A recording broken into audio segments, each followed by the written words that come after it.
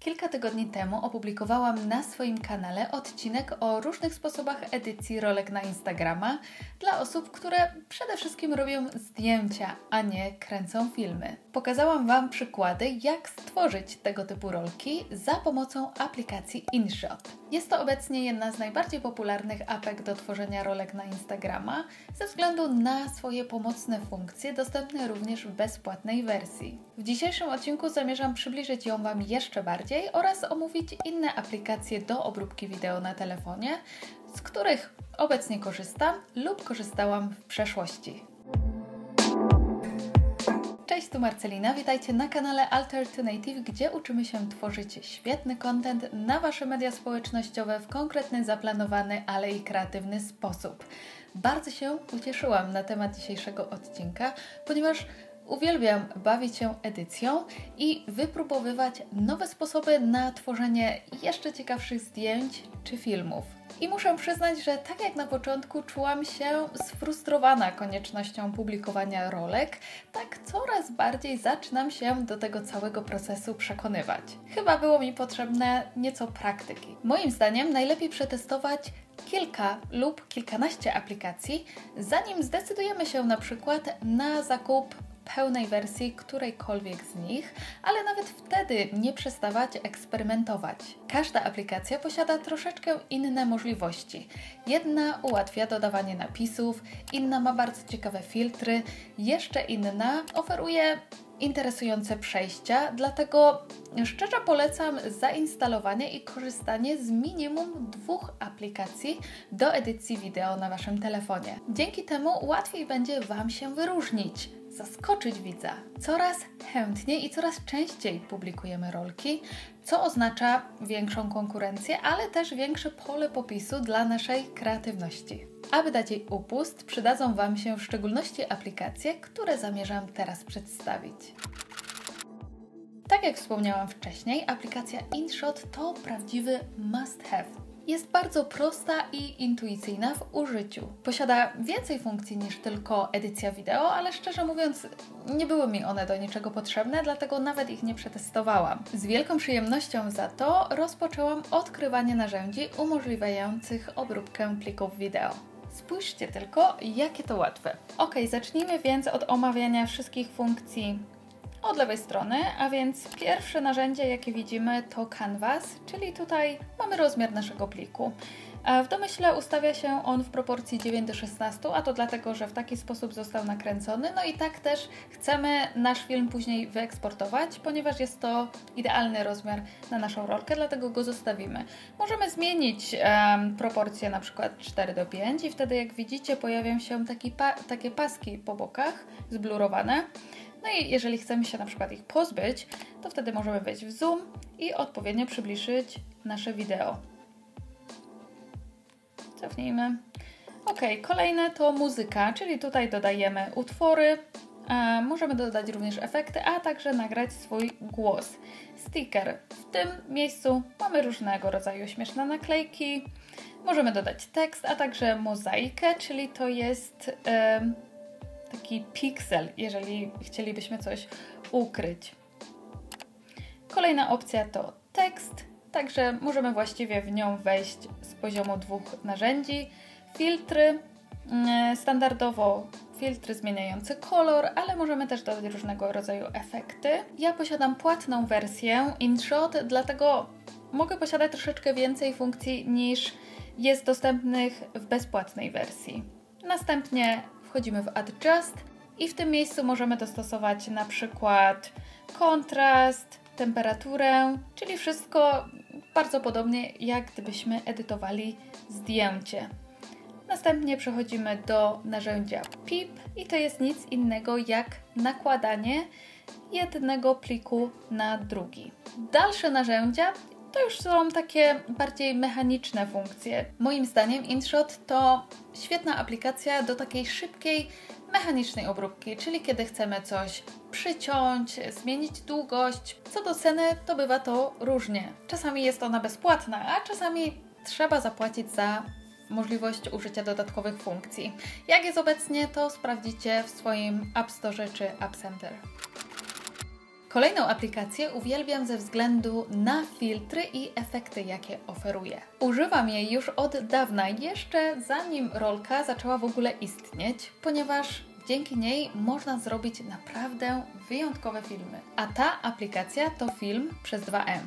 Zacznę może od jej minusów, ponieważ są dość istotne i mogą zadecydować o tym, czy będziecie używać tej aplikacji, czy nie. Otóż jak na razie jest ona dostępna tylko i wyłącznie na iOS-a. Nie doczekała się jeszcze swojej wersji na Androida, o ile w ogóle taka powstanie. To po pierwsze, a po drugie, aby korzystać z wszystkich funkcji, no to niestety trzeba wykupić pełną, płatną wersję. I taka wersja obecnie kosztuje około $6 miesięcznie, albo też można kupić roczną subskrypcję i dzięki temu zaoszczędzić. Ja właśnie taką posiadam i wynosi ona około 120 zł rocznie. Dlaczego warto? Otóż bank filtrów i efektów, jakie oferuje film, jest naprawdę pokaźny i świetnie zrobiony.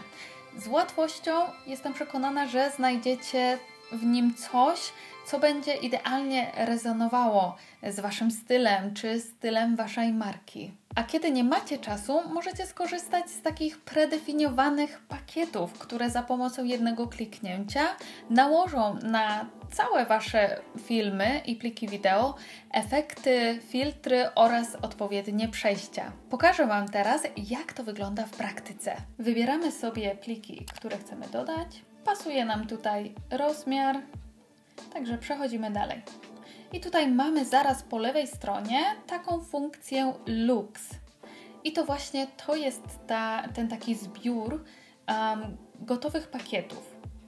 Oprócz tego do góry mamy różnego rodzaju kategorie, z których możemy skorzystać. I na przykład weźmy sobie retro. I w tym momencie nie dosyć, że mamy nałożone filtry, to również efekty. Możemy też to zrobić osobno. Mamy możliwość edycji osobnych plików, dodania różnego rodzaju tekstu. No i dalej przechodzimy do filtrów, czyli czegoś, co nas najbardziej interesuje. I spójrzmy, ta kolekcja jest bardzo pokaźna. No i fajnie też, że mamy znów dostępne różnego rodzaju kategorie. Tak samo jeżeli chodzi o efekty, możemy dostosowywać ich intensywność. Transitions to nic innego jak przejścia. Mamy też możliwość dostosowania tego, jak te klipy będą wyglądały. Tak jak to było w InShocie, możemy tutaj zmieniać sobie na przykład temperaturę, tintę.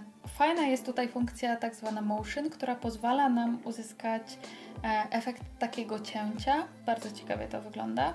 No i na koniec możemy wybrać i dodać sobie jakiś utwór z wbudowanej, gotowej już biblioteki muzycznej. Jeżeli często kręcicie filmy w wersji surowej, czy to telefonem, czy aparatem, a dopiero później je przerabiacie i nakładacie filtry, to zdecydowanie polecam zainwestować w płatną wersję aplikacji Film. Ja zwykle wrzucam swoje pliki wideo do tej apki, nakładam tam filtry, efekty i ewentualne przejścia, eksportuję i dalej obrabiam wszystko w aplikacji InShot.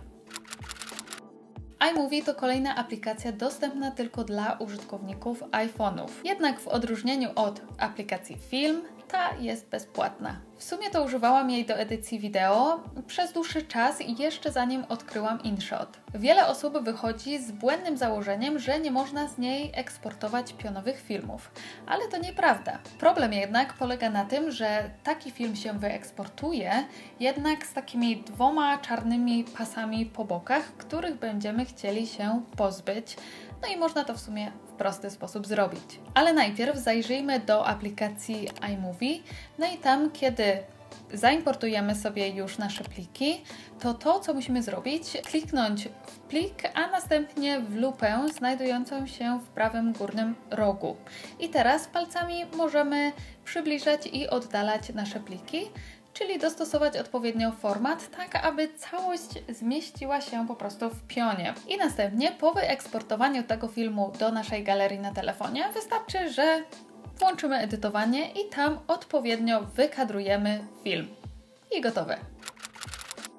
Videolip posiada podobne funkcje do InShot plus kilka fajnych czcionek. Dlatego jeżeli często dodajecie napisy do swoich rolek, a o tym jak to robić i dlaczego warto, mówiłam w jednym z moich poprzednich odcinków, do których zostawiam Wam link u góry i w opisie poniżej, to z pewnością ta aplikacja przypadnie Wam do gustu. Oczywiście w darmowej wersji mamy nieco ograniczone opcje, ale mimo wszystko jest naprawdę w czym wybierać. Co mi się szczególnie podoba w tej aplikacji, to łatwy w użyciu panel dotykowy.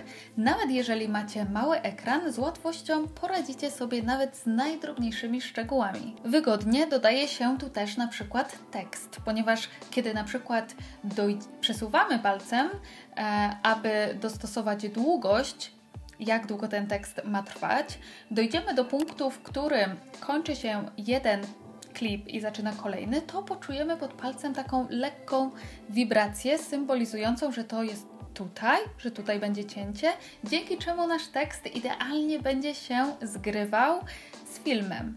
Trochę nietypowa jest tutaj funkcja dostosowywania długości danego klipu.